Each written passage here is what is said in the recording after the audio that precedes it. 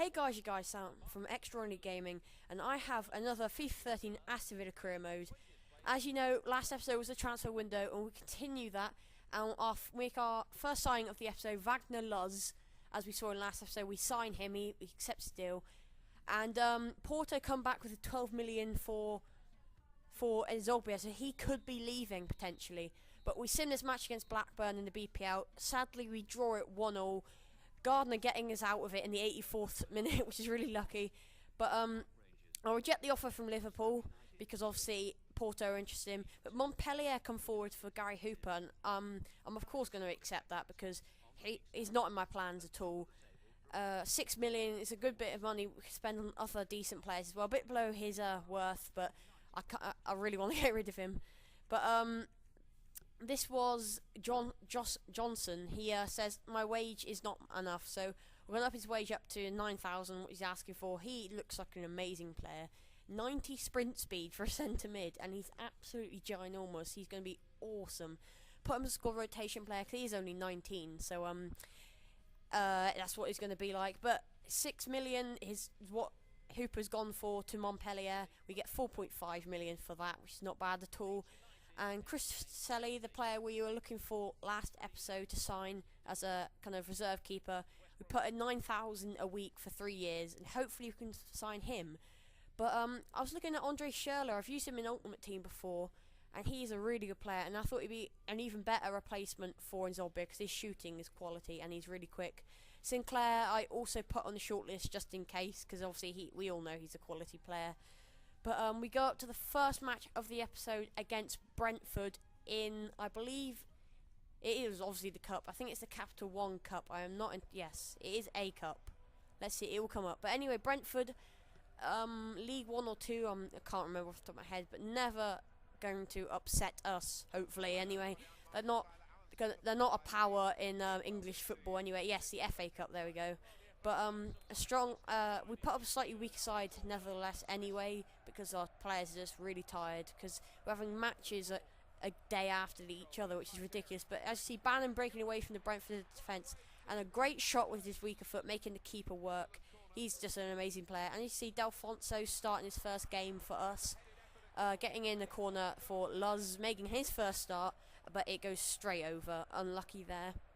But Bannon catches out the Brentford player who was dawdling on the ball, and Benteke with some lovely footwork and has a crack, and it is in the bottom corner. What a finish from Benteke. His long shots are just amazing. The Belgian beast has scored. This is really tempting me to play him a lot more than I do already. But if you see the replay here, the swerve he gets on the ball, he hits it and just swerves away from the keeper. He could do nothing about that, and a great finish gets us off on a good start. 1-0 up, but Brentford were pushing, surprisingly. They were getting a few chances. They were definitely making us work. And as you can see, they have a great chance to go equalise there. But sadly, Ospina was there on hand to save it. And again, through on goal. And if that was a better side, we would have definitely be paying for that. We would have been 2-1 down. But luckily, it's Brentford, and we're 1-0 up at half-time. Some good play actually. Delfonso playing really well on his first start. Surprised with him. But Benteke this time becoming the feeder. He feeds it into Bannon, breaking away from the Brentford defence, and has a lovely cross into the box, and Benteke can't finish that. Unlucky, even with his power heading trait. But Delfonso again taking the corners. His corners are quite decent actually. Gets it in, but Brentford's keeper is there on hand to get it away. And we make a break again, this time with Bannon down the right wing, and surprisingly he's got quite a good weaker foot, and he gets it right into Benteke, who misses from that range. Well, he doesn't miss, but it's a good save from the Brentford keeper nevertheless. And Brentford again with another chance pushing us. A bit of luckier bounce there for them, and Ospina with a quality save, and again Brentford keep on pushing. And I think Donaldson gets tackled on the ball, but luckily that's how the match ended. 1-0. We're through into the next round. We really should be winning more than that, and we could have been easily punished, but I'll take the win nevertheless, and we're doing really well with them at the moment. But Johnson accepts his contract, and we have signed him. He's going to be a quality player for us in the future. Just as some stats in: 91 acceleration, 91 sprint speed, and I think 91 agility, and from Iceland he looks absolutely amazing at 19 as well. 81 stamina is quite good as well.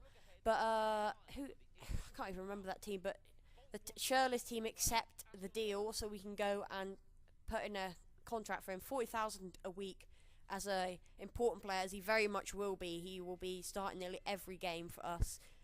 But Toselli accepts his contract, so we have got our reserve keeper that we've been wanting. He'll go straight into the team. But we go on to our next match of the episode, the Capital One Cup this time against Bolton, who are in the BPL in the second season, but of course they're never going to be a massive force, especially us being a fourth as well.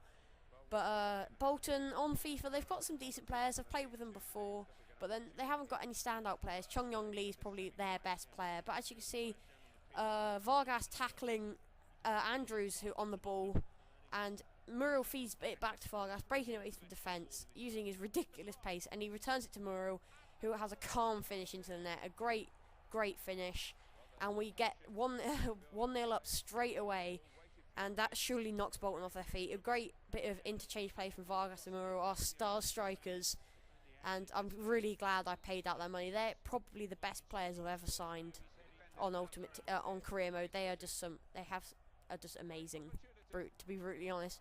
But Ngog here with a chance, hits the post, and Chung Yong Lee with a follow-up, hits the post again. A great block by Clark, and a good save by Ospina again.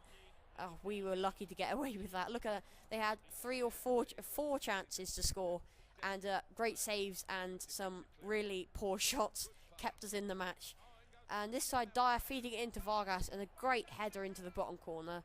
17th minute, we are cruising. Bolton are nothing now. We've got a 2-goal cushion, which 2-goal cushions are really nice.